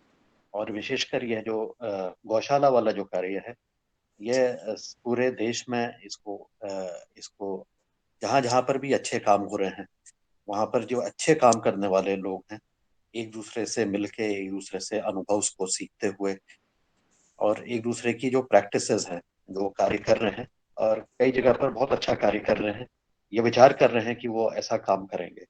तो ऐसे अच्छे गौशाला में काम करने वाले जितने भी ऐसे हमारे प्रेमी हैं, वो सब मिलकर के आपस में संवाद करना शुरू करें, एक दूसरे को बातचीत करना शुरू करें, यहाँ के संभव हो तो एक दूसरे के यहाँ विजिट भी करें, और इस तरह से इस कार्य को करते हुए शायद एक बड़ा अच्छा पुण्य का कार्य भी करेंगे। व्यावसायिक गतिविधि के रूप में भी इसको एक देखना है, और उसको एक दूसरे तरीके से भी, उसके मानव दृष्टिकोण से भी उसको देखने की जरूरत है। मैं इसलिए इस चीज को कह रहा हूँ क्योंकि मध्य प्रदेश से ही, इंदौर जिले से हमारे बीच में कुछ एक साथी आए थे जो कि गौशाला में कार्य कर रहे हैं, और उन्होंने भी बड़े सुंदर तरीके से कुछ एक अपने प्रोडक्ट्स वगैरह बना रखे थे, और वो प्रोडक्ट्स को वो इस्तेमाल कर रहे हैं। कई किसानों को वो प्रोडक्ट भी दे रहे हैं, अपने आसपास के किसानों को। और मुझे लगता है कि बहुत अच्छा मॉडल है, क्योंकि अगर इस प्रकार से हमारे ये भाई अपने आसपास के गांव को, आसपास के क्षेत्र को, जिले को अपनी गौशाला के निर्मित उत्पादों से सप्लाई करना शुरू करते हैं, तो न केवल उनका एक व्यवसाय के रूप में वो स्थिर होता है, बल्कि हमारी जो जैविक खेती की परिकल्पना है, और जैविक खेती, प्राकृतिक खेती की जो परिकल्पना है, और उसके विभिन्न आयाम जो हैं, वो सब इससे सुदृढ़ होंगे। और साथ ही जो गाय पालन, गाय को जो जहाँ अलग अलग जगह पर छोड़ दे रहे हैं, और उसकी जो एक समस्या हो जा रही है, उससे भी निजात पाने पर मदद मिलेगी।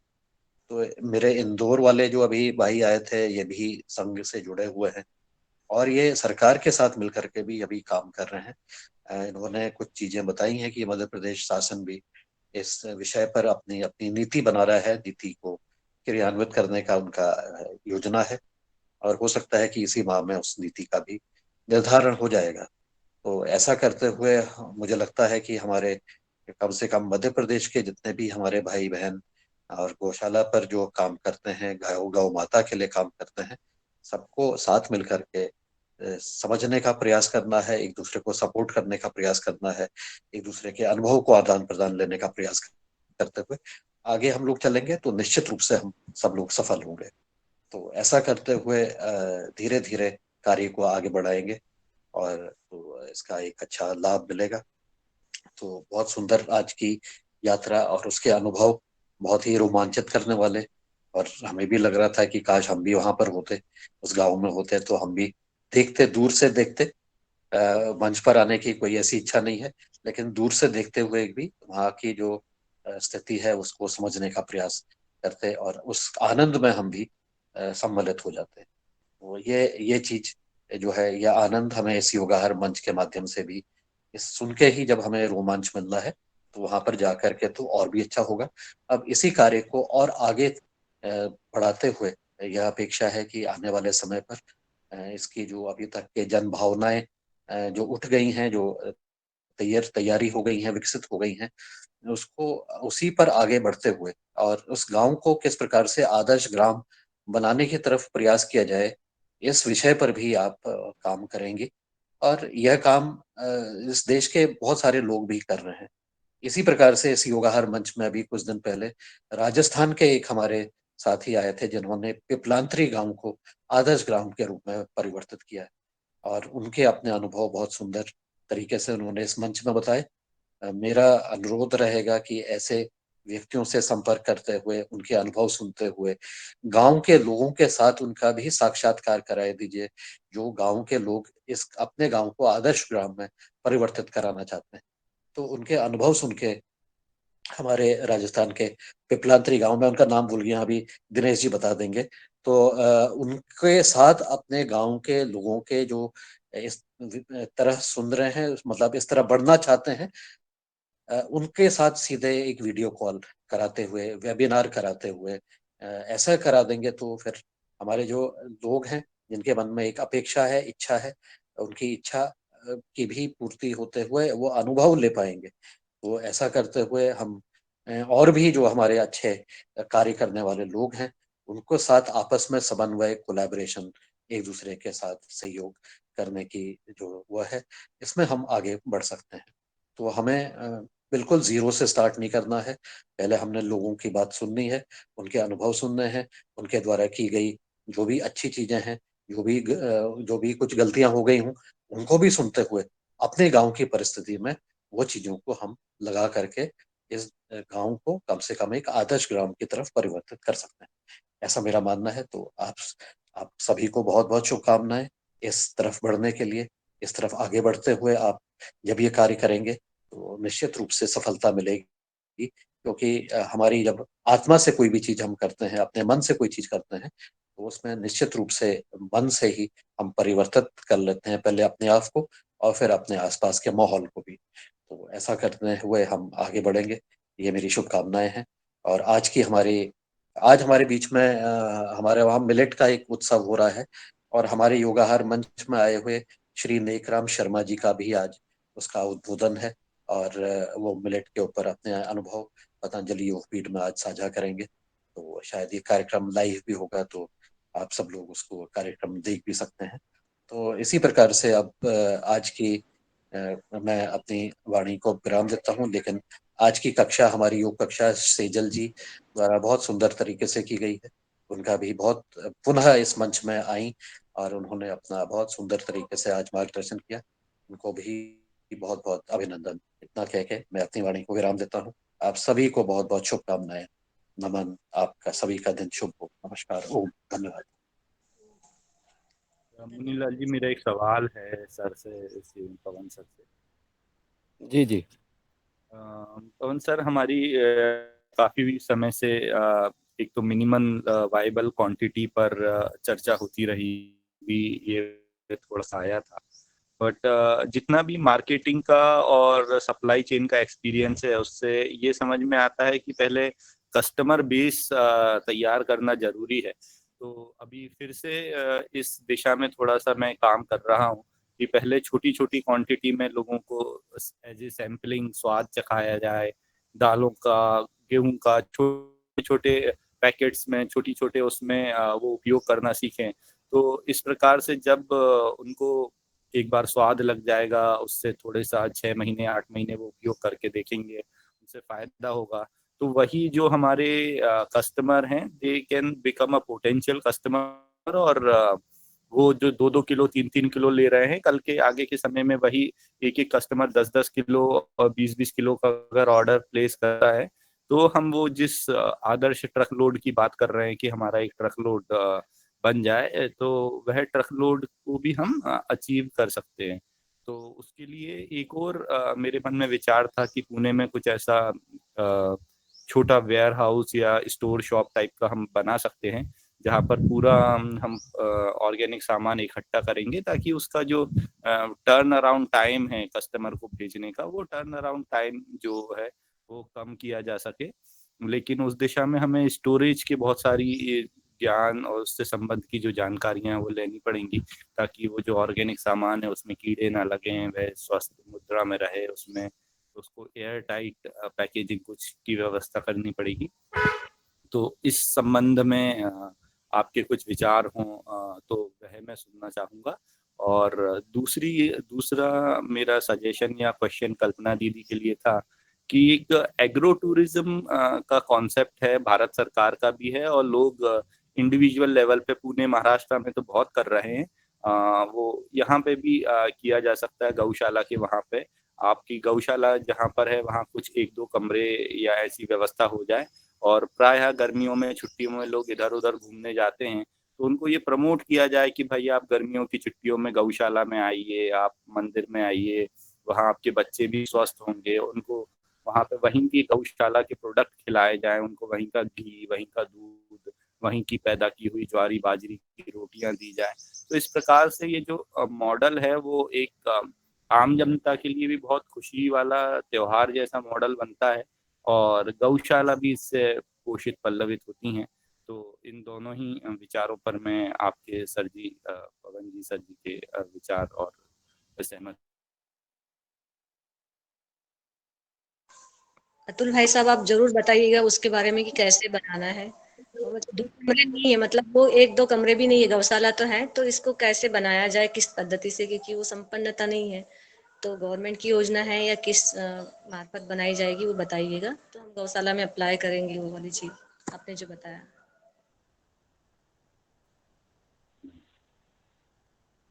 जी अतुल जी, आपका जो प्रश्न था उसके बारे में मेरा ये मानना है कि छोटी शुरुआत की जाए। जो मिनिमम क्वांटिटी की आप बात कर रहे थे, तो छोटी शुरुआत लोकल मार्केट, लोकल लेवल पर, और उसके बाद धीरे धीरे उसका जो अनुभव उसके निकलते हैं, तो उसका निश्चित रूप से उसको बड़े स्तर पर भी किया जा सकता है। और क्योंकि आजकल अब ई कॉमर्स का भी जमाना है, तो मेरे ख्याल से कई सारे लोग को मैंने देखा है कि वो छोटी छोटी पैकिंग और छोटे मात्रा में भी सामान को कर रहे हैं। उसकी जो ट्रांसपोर्ट की कॉस्ट छोटे में वायबिलिटी कम हो जाती है, लेकिन छोटी क्वांटिटी में, लेकिन धीरे धीरे इस पर मुझे लगता है कि इनोवेशंस होंगे, और इसलिए कोलैबोरेशन की जरूरत है।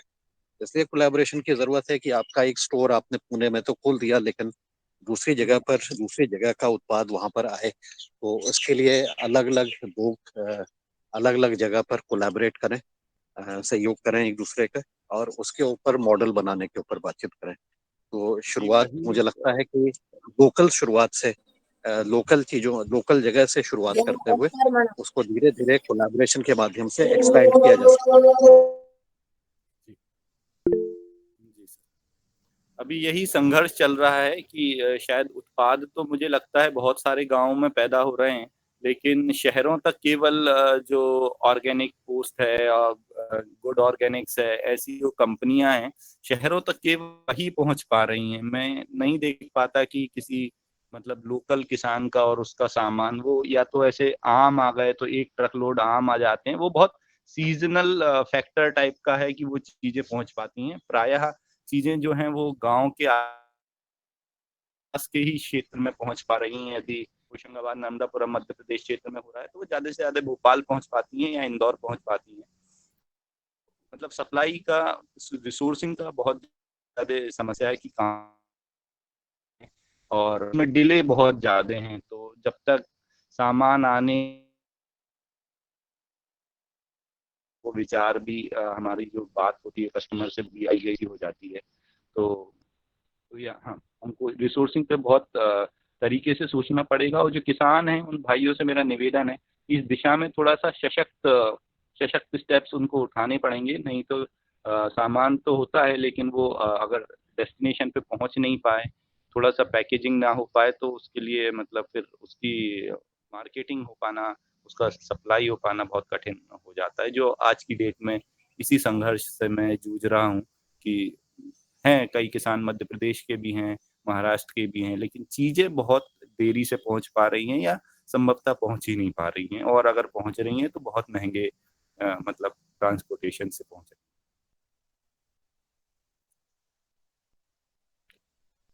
हैं। जी जी बहुत बिल्कुल, बहुत अच्छा है। जी इसमें यह है कि लॉजिस्टिक्स की समस्या है और धीरे धीरे इसलिए मुझे लगता है कि मार्केटिंग जो चीज आपके कंट्रोल में है उतना कंट्रोल करते हुए अपने दायरे को धीरे धीरे बढ़ाया जा सकता है।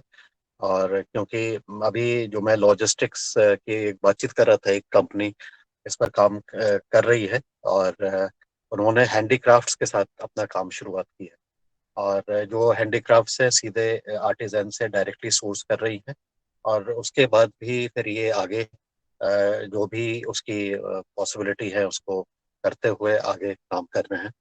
तो धीरे धीरे मुझे लगता है कि मॉडल इसमें आगे बनेगा और ये कार्य आगे जो है सफलतापूर्वक आगे की तरफ बढ़ेगा।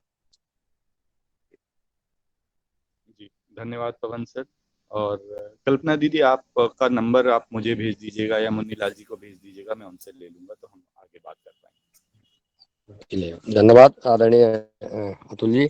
और अब हम लग रहा है कि अब हम जुड़ रहे हैं अपने परिवार में। सभी लोग जब युगाहर कार्यक्रम में जुड़ जाते हैं तो अच्छे विषय पर चर्चा होती है। हमारे रमेश चंद्र मेहरा जी का हैंडरीच है, आदरणीय डॉक्टर किशोर दुबे जी का है, आदरणीय भूपेंद्र शास्त्री जी का हैंडरीच है, ये आप लोग चर्चा करेंगे।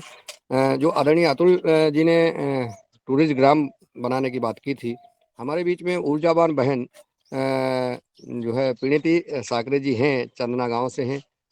आप उनको उनका तो बहुत बड़ा उद्देश्य है ग्राम को आदर्श बनाने के साथ साथ मुझे लगता है कि वो तो ग्राम नहीं ब्लॉक आदर्श बना देंगे और जिला आदर्श बन सकता है। ऐसी बहनें जैसे कल्पना जी हैं, प्रीति जी हैं, कई बहनें हैं जैसे चाहे तो हम चाहते हैं कि बालाघाट जिले में विकास हो और टूरिज्म बने। वाकई में वहाँ बहुत अच्छा प्राकृतिक वातावरण बहुत अच्छा है। तो मैं ज़्यादा समय में ना लेते हुए आदरणीय प्रीति जी को आमंत्रित कर रहा हूँ कि वो आए सदन में और अपने विचार और अपनी बात रखें।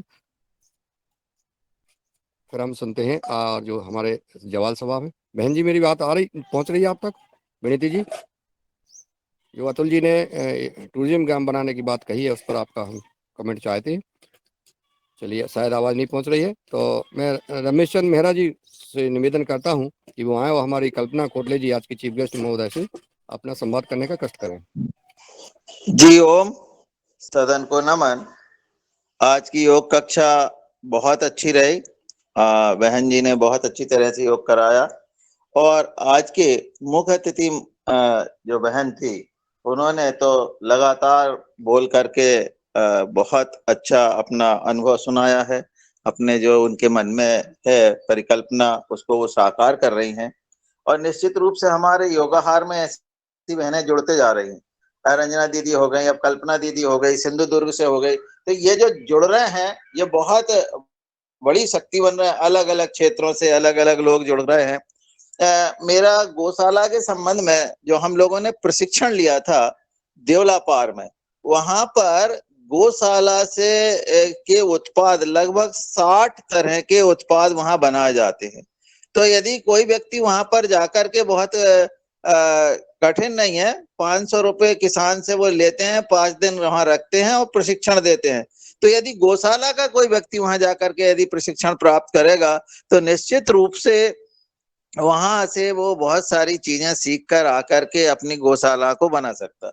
दूसरा प्रश्न मेरा जो था अतुल जी से है कि अतुल जी मध्य प्रदेश से ही हैं और वहां रह रहे हैं पूना में। अभी हम लोगों ने पूना से जो सामान बुलवाया, इतना मतलब पूना से इटारसी आने में 8-8 दिन का समय लग रहा है। और जो कुछ सामान तो ऐसा जैसे हमें भोपाल से लेना पड़ा, वो आ तो गया बस से, परंतु महंगा भी पड़ा और फिर हमको जाकर के भोपाल से लेना पड़ा।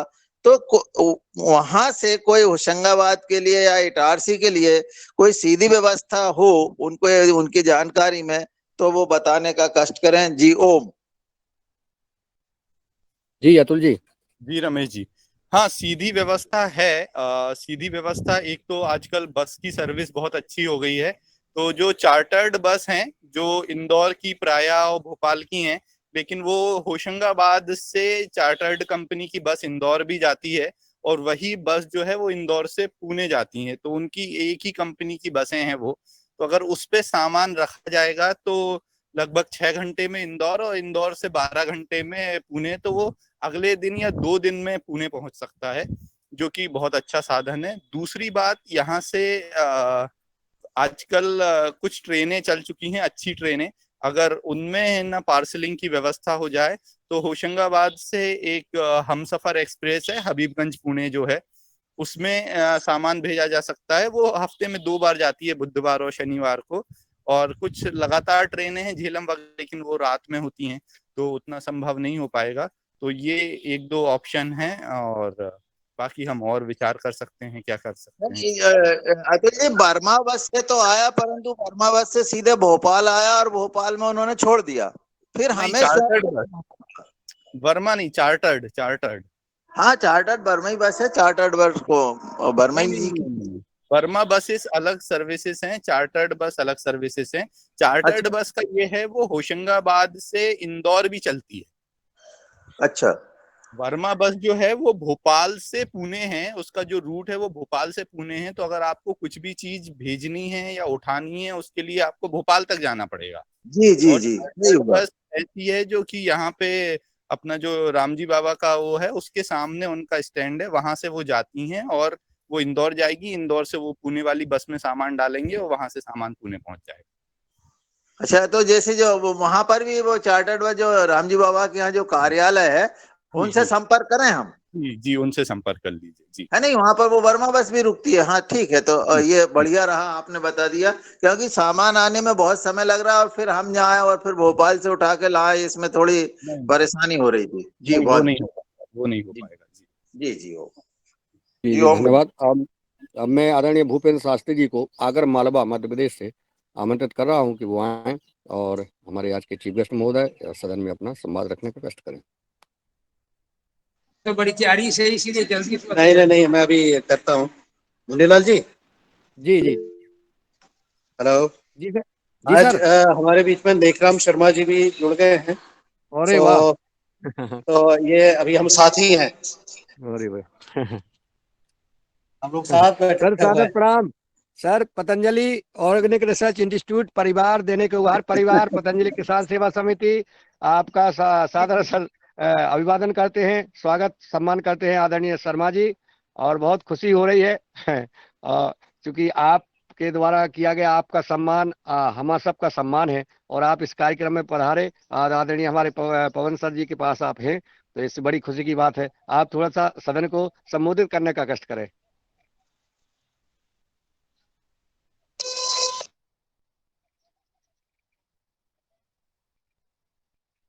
आदरणीय शर्मा जी हमारे बीच में हैं, और आप चीफ गेस्ट के रूप में हम सबको मार्गदर्शन दे चुके हैं और आप एक पद्मश्री से सम्मानित हैं। आप बहुत बड़ी उपलब्धियां आप जो है जैविक प्राकृतिक खेती के क्षेत्र में जो है प्राप्त कर चुके हैं। आप उपस्थित हैं। आपका आज कार्यक्रम पतंजलि पीठ में है मोटे अनाज, जिनमें हम जो है कोदो कुटकी राली फिकरा लठारा इन चीज़ों को जो विलुप्त हो गई हैं, इनको पुनः किसान के खेत में उगाने के लिए भारत सरकार के कार्यक्रम चल रहे हैं। हमारी पतंजलि योगपीठ परम पूज्य स्वामी जी परम सिद्ध आचार्य जी और आदरणीय पवन कुमार जी के नेतृत्व में ये कार्यक्रम आज आयोजित है। आदरणीय अगर मेरी आवाज़ पहुंचे तो शर्मा जी से बात कराने का कष्ट करें। तब तक हम चलते हैं। आदरणीय भूपेंद्र शास्त्री जी, अगर मेरी आवाज़ आप तक पहुंच रही है तो आप सादर आमंत्रित हैं। जी जी ओम। जी ओम। सदन को प्रणाम।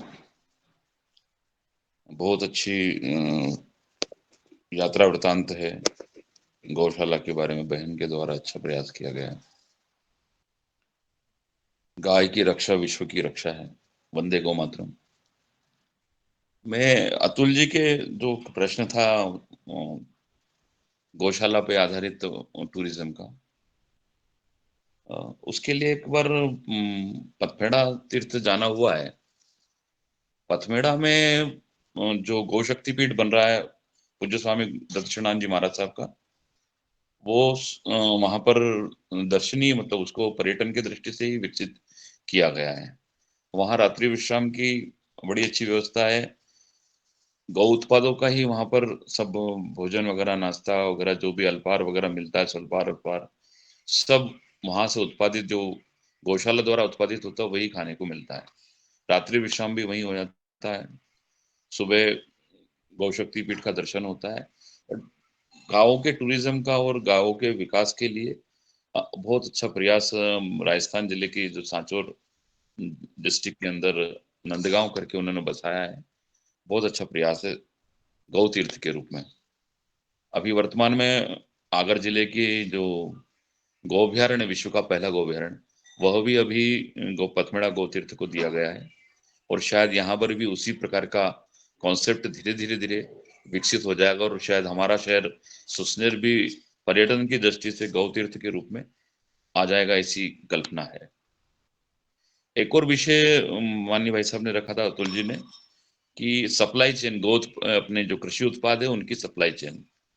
इस संबंध में अभी मध्य प्रदेश की एक कंपनी आई है जिसने अपने ग्वालियर के अंदर, भोपाल के अंदर और इंदौर के अंदर देशी संग्रह के नाम से काम शुरू किया है। हमारे जितने भी देशी उत्पाद हैं उनका पैकेजिंग करके उनको, उनकी मार्केटिंग का वो काम कर रहे हैं। इसी वर्ष अगस्त माह से स्टार्ट किया है और 1 वर्ष पहले से वो इसमें प्रयासरत थे।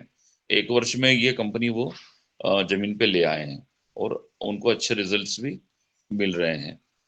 गांव की बहनें, स्व सहायता समूह की जो बहनें मध्य प्रदेश के अंदर हर गांव के अंदर, हर शहर के अंदर महिलाओं के स्व सहायता समूह हैं और स्व सहायता समूह के द्वारा जो स्थानीय स्तर पर मतलब ये कृषि उत्पाद तैयार किया जा रहा है उसकी वो मार्केटिंग कर रहे हैं। उनको देवी अहिल्या विश्वविद्यालय इंदौर की ओर से बड़ा ऑर्डर बैग बनाने के लिए मिला हुआ है। जो विद्यार्थी इसमें देवी अहिल्या विश्वविद्यालय से समृद्ध कॉलेजों के साथ में पढ़ते हैं, उनको विद्यार्थियों को जो बैग दिया जा रहा है वो स्व सहायता समूह की बहनें बना रही हैं और वही बैग जो हैं वो देशी संग्रह के माध्यम से मिल रहे हैं। ऐसे ही उनकी देशी तुअर की दाल है, चने की दाल है और हाथ का जो पुरानी समय में घट्टी होती थी, चक्की जिसको हम बोलते थे, महिलाएं सुबह 5 बजे उठ के चलाती थी, उसके द्वारा, घट्टी के द्वारा पिसा हुआ आटा की सप्लाई भी वो कर रहे हैं, दलिये की सप्लाई भी वो कर रहे हैं। और बहुत सारे हमारे देशी उत्पाद जो गांव में बनते थे, हल्दी है, मिर्ची है, हाथ के कुटे हुए, ऐसे उसके ऊपर उन्होंने भारतीय कृषि पद्धति और पुरानी परंपरा से तैयार किए हुए उत्पादों को वो देशी संग्रह के नाम से इकट्ठा कर कर उनके वेयरहाउस 3 जगह पे तैयार किए उन्होंने, इंदौर, भोपाल और ग्वालियर। और इस तरह से वो धीरे धीरे मार्केट में आए हैं। अच्छा कॉन्सेप्ट है और प्रोग्रेस की बड़ी संभावना है।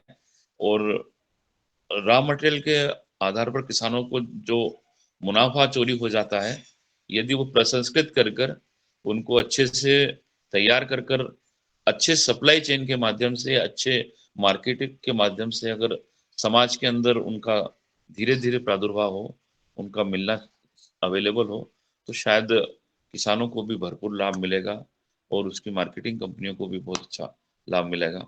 अस्तु, धन्यवाद।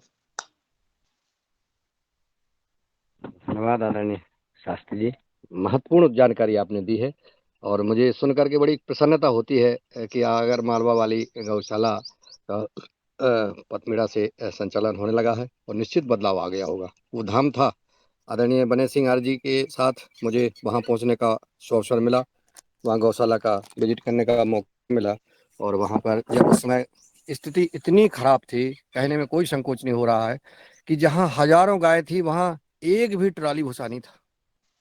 मैंने जी पूरा जी लाइव चलाया था, जी भाई साहब। शास्त्री जी। जी भाई इतनी साहब। पीड़ा थी, जहां 72 कर्मचारी गाय सेवा के लिए एक संस्था के द्वारा लगाए गए थे, उसमें मात्र एक व्यक्ति वहां में वो मिला।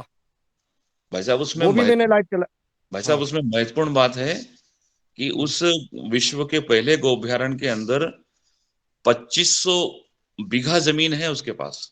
जी जी बिल्कुल।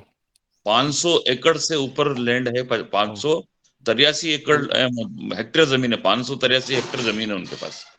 जी और बहुत बड़ा क्षेत्र है। बड़ी बड़ी बड़ी कल्पना थी हम लोगों की जब उसके लिए हम लोगों ने शुरू में काम किया था।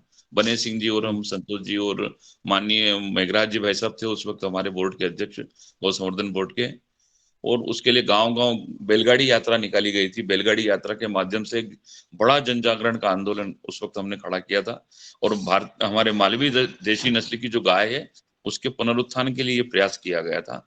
और इसके लिए जो सिस्टम किया था, जो परिकल्पना की गई थी, शायद वो 2003 के बाद अब जाके 2023 में वो साकार स्वरूप लेने का प्रयास कर रही है। और बहुत अच्छा रहेगा। आपका तो विजिट हुआ है, बहुत अच्छी जगह है बेहतर। जी, वही बात मैं आदरणीय शास्त्री जी बोल रहा था। आप लोगों का पुरुषार्थ है कि वहाँ बैलगाड़ी यात्रा की, लोगों को मोटिवेट किया, सरकार जागी और उन्होंने गौशाला बना दी। वहाँ 24 शेड गौशाला की बनी है। जी जी एक गौशाला, एक गांव में जो गौशाला बनती है लगभग 50 लाख की लागत से, ऐसे लगभग 24 सेट थे वहाँ। हर सेट को हम लोगों ने देखा, बारीकी से देखा, बिल्कुल। लेकिन वहाँ की व्यवस्थाएं ठीक नहीं थी। वही व्यवस्था, वही संचालन आज पथमेड़ा गौशाला ट्रस्ट को दिया गया है, और वह उसमें परिवर्तन आया है। यह है विचारधारा, सही एजेंसी का, सही व्यक्ति का चयन करना। बस अगर आपने सही व्यक्ति को आपने अपनी जिम्मेदारी दे दी है, तो आप निश्चित है कि उसका अपनी सामर्थ्य के अनुसार उसका सही संचालन होगा। और वो जो प्रयास किया गया था, हमने जो है ट्वीट भी किया, फेसबुक पर भी किया, मेल भी किया माननीय शिवराज जी को, और बताया। ये शिकायत नहीं थी लेकिन हकीकत थी, इसमें परिवर्तन लाया जा सकता है, ऐसा प्रयास किया गया था और परिवर्तन आया। बस ये अब जो है वो वहाँ का अब मॉडल बन जाएगा, और देश की प्रथम जो है गौशाला जैसा थी वो, और वैसे जो है अब उभर के आएगी, और हम सबको मार्गदर्शन मिलेगा, विजिट सरकार होगा वहाँ पे। जी सरकारी इन्वॉल्वमेंट जी की वजह से भाई साहब जी। समाज कट गया था उससे। हाँ बिल्कुल बिल्कुल बिल्कुल बिल्कुल अभी सही बात। जैसे अपने ये जो प्रयास हुआ था, दूसरा प्रयास अपन लोगों ने किया, तो उसमें फिर से दत्तचरण जी महाराज साहब की जो पथमेड़ा गोतीर्थ ने उसको जैसे ही लिया अपने हाथों में, तो समाज को पुनः जोड़ लिया। और हर हर पूर्णिमा को वहां गौ कथा होना चालू हो गई। अब गौ कथा चालू हो गई तो समाज धीरे धीरे वापस गौशाला की ओर जाने लग गया। और समाज का जैसे ही उसमें इन्वॉल्वमेंट हुआ, जैसे ही समाज उससे जुड़ा, कि उसमें परिवर्तन आना शुरू हो गया। सबसे बड़ी बात है भाई साहब, गौ रक्षा में जब तक हमारा और हमारे समाज का जुड़ाव नहीं होगा, तब तक उसमें रक्षा संभव नहीं है। और समाज आ गया, परिवर्तन चालू हो गया। बहुत सुंदर, बहुत महत्वपूर्ण शब्द, कम शब्द बात में बहुत महत्वपूर्ण, कि समाज का जोड़ना। और वहां पे जो हमने देखा था कि हम लोग गए थे, तो वहां पे जाना माना मना था, सबको लिखा था। हमने कहा नहीं, हम अपन चलेंगे। बने सिंह जी और हम गए। तो जहाँ समाज से संस्थान को दूर रखा है, वहाँ विकास हो ही नहीं सकता है। अब आपने कहा हर पूर्णिमा को गौ कथा हो रही है, लोग आएंगे, देखेंगे, अपनी बात रखेंगे, उससे प्रेरणा लेंगे, और उनका मन गौ के प्रति, गाय की सेवा के प्रति बढ़ेगा। ये बहुत अच्छी बात है। यही बात जो है चंदना में हमने रखी। वहाँ जो दूसरी गौशाला थी, वो गांव कौन है बहन जी, शायद मैं भूल रहा हूँ अभी। तो भाने गांव में भी रखी, और वहाँ गायत्री शक्तिपीठ वाली गौशाला में भी रखी, कि हमें सहभागिता बनाए। तो इससे प्रेरणा मिल रही है। आदरणीय डॉक्टर किशोर दुबे जी ने हैंडल किया था, मैं सादर आमंत्रित कर रहा हूँ, सम्मान के साथ वो आए अपनी बात रखें। धन्यवाद मुनीलाल जी, बहुत अच्छी चर्चा चल रही है। हमारे बहन जी ने जो कक्षा ली और बाद में अभी जो उद्बोधन किया, उनके बारे में निश्चित रूप से सराहनीय कार्य वो कर रहे हैं। और अभी सदन में जो चर्चा चल रही है, उससे जो एक महत्वपूर्ण बिंदु बाहर आ रहा है अतुल जी के माध्यम से, क्योंकि वो पुणे में स्टॉल लगा के प्रैक्टिकली कर रहे हैं और सप्लाई चेन के बारे में बोल रहे हैं। अतुल जी से मैं अनुरोध करूंगा कि अतुल जी जैसे जो लोग हैं, जो मार्केटिंग जानते हैं, सप्लाई चेन जानते हैं। तो बुनियादी बात ऐसी है कि हम बेचना चाहते हैं जो भी चीजें, उसको कंज्यूमर्स जो है वो कंज्यूमर शहरी है, और शहरी कंज्यूमर्स को जब तक ब्रांड पता नहीं चलता, क्योंकि उनको एक आदत हो गई है टीवी की एड देखना या फिर व्हाट्सएप पे एड देखना। जैसे उदाहरण के तौर पर हनी लेना है तो डाबर की लेंगे या पतंजलि की लेंगे, आटा लेना है तो आशीर्वाद का लेंगे या फिर पतंजलि का लेंगे। तो उनको उस तरह की ब्रांड की आदत हो गई है।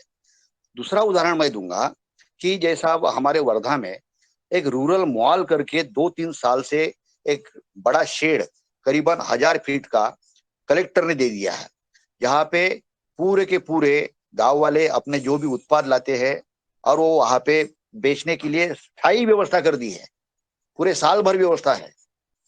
नतीजा क्या है, उसमें से 2-4 चीजें, मतलब एक 10% चीजें बेची जाती है और वो वैसे बाकी वैसे की वैसी पड़ी रहती है। क्यों ऐसा होता है? क्योंकि उनका ब्रांड जो है, ब्रांड लोगों को पता नहीं है।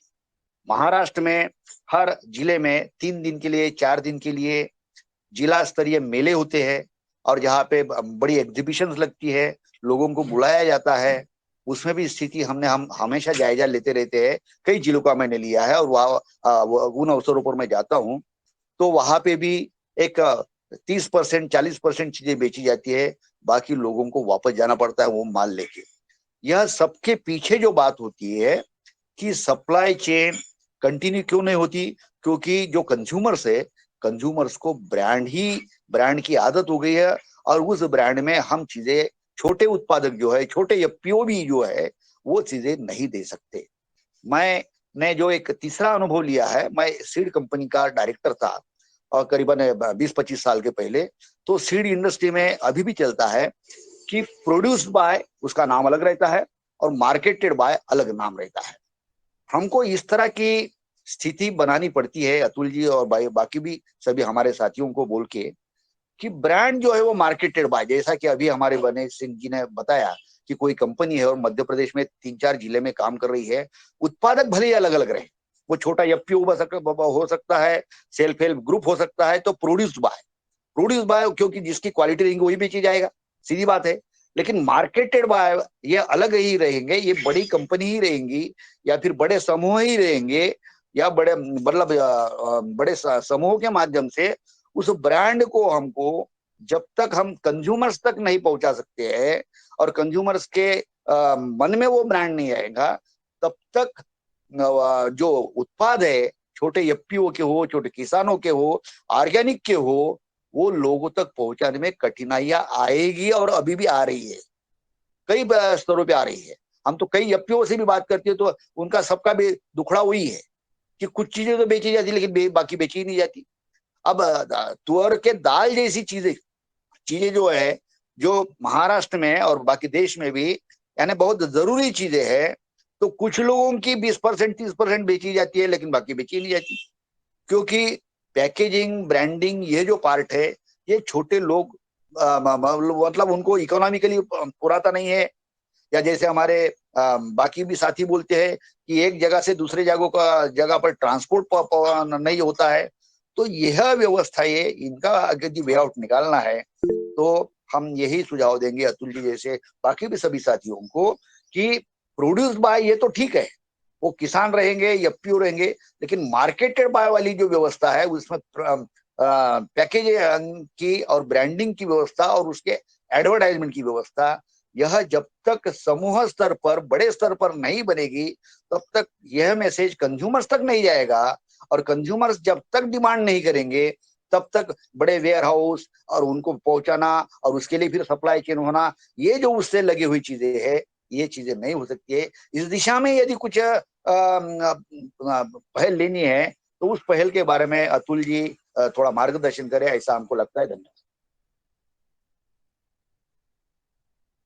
जी, धन्यवाद डॉक्टर साहब। और निश्चित है इस विषय पे एक दिन स्पेशल अलग से अतुल जी को बुला करके चीफ गेस्ट के रूप में उनका मार्गदर्शन हम लेंगे। और आदरणीय उमाशंकर प्रसाद जी सादर आमंत्रित हैं, बिहार से हैं, और ससम्मान आए और अपनी बात रखें।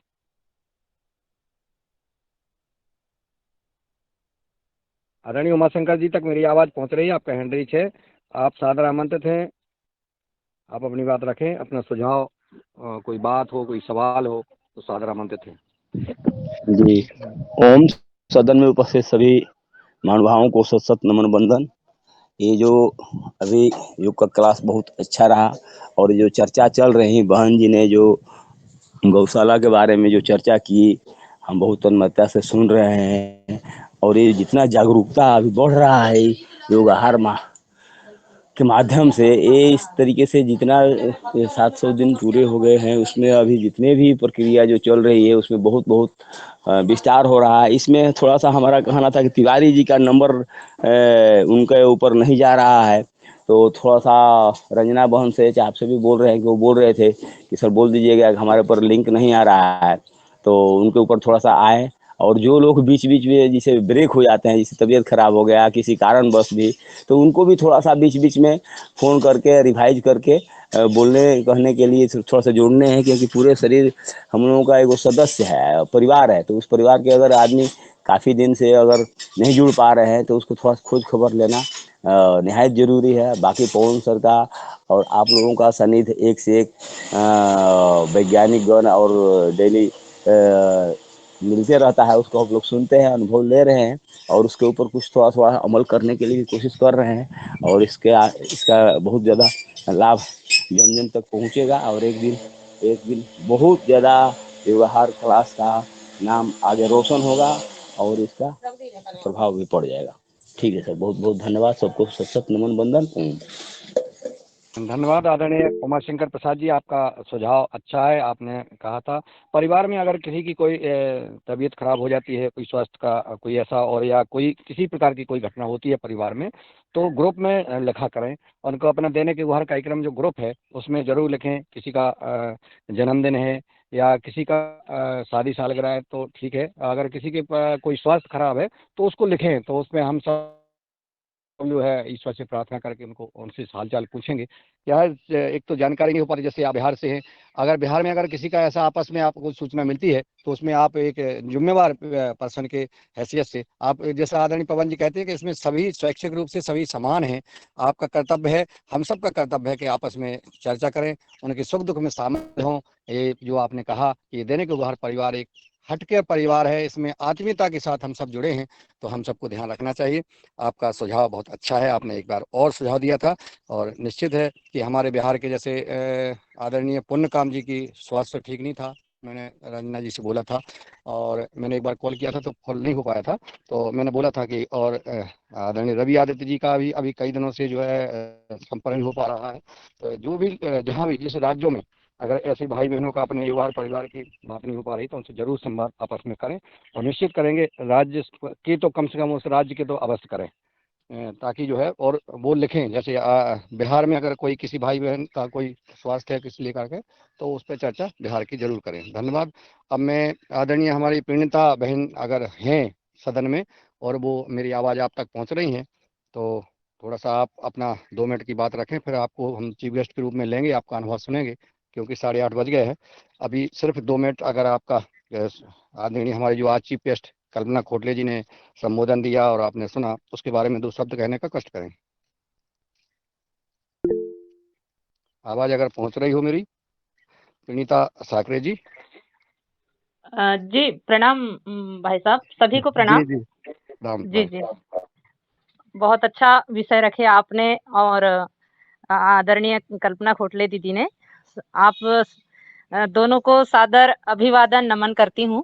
और यह हमारा भाग्य है, सौभाग्य है कि चन्नावासियों का, सभी चन्नावासियों को आपका मार्गदर्शन मिला और गौशाला में आप आकर के सभी को नए विचार और हमें कैसे कार्य करना चाहिए गौ माता के प्रति, ये और किसानों को कैसी खेती करना चाहिए, और परम पूज्य स्वामी जी के जो संदेश है राष्ट्र के लिए कि हर व्यक्ति ईमानदार हो, धर्मनिष्ठ हो, योग करे, निरोग रहें, ऐसा आपने संदेश दिया और हमें कृतार्थ किया। और मैं सभी चन्नावासियों की तरफ से आपका सादर अभिवादन करती हूँ, वंदन करती हूँ। और मुझे 2 मिनट का समय दिए हैं, बहुत बहुत धन्यवाद। आप आभार भाई साहब। और बार बार निवेदन करूंगी कि आप चंदना जरूर आएंगे और हम आदर्श ग्राम की ओर बढ़ रहे हैं। और निश्चित रूप से स्वामी जी के उस सपने को पूरा करेंगे। धन्यवाद। जी धन्यवाद बहन जी, निशा कर रही हूँ, दूर नहीं है ये। हम लोग चंदा जब से जी आप लोगों ने प्राप्त किया तो जी तब से हम चंदना के पास ही नहीं, अगर हम कितने भी दूर रहें लेकिन चंदना को रोज याद करते हैं, चर्चा करते जी हैं। और लगातार प्रगति बढ़ रही है। आप 10 बजे रात को आपने जो बैठक की है जी गौशाला में, श्री कृष्णा गौशाला में, और वहाँ पर जो भी आ रहे हैं अतिथि आ रहे हैं उनकी बैठक चंदना गौशाला में होने लगी है, और चंदना गौशाला का नाम अब जो है भारत के कोने कोने तक पहुँच गया है।